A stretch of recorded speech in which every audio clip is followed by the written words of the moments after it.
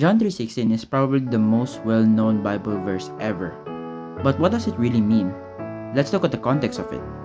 This verse comes from a conversation between Jesus and Nicodemus. Nicodemus was a high-ranking Pharisee and a member of the Sanhedrin, the top Jewish ruling council. He was curious about Jesus' ministry, so he came to talk with him. Their conversation was about many things, but the main topic being about born again, or what you can call a spiritual rebirth. Then Jesus told Nicodemus, or John 3:16, "For God so loved the world that he gave his only son, that whoever believes in him should not perish but have eternal life." What was Jesus saying here?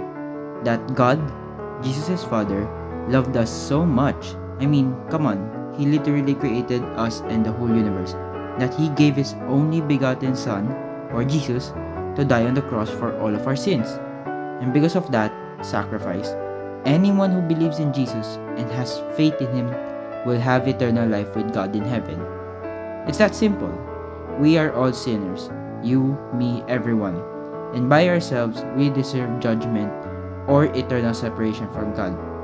But Jesus made a bridge. By believing and having faith in him, we can cross that bridge into eternal life with God.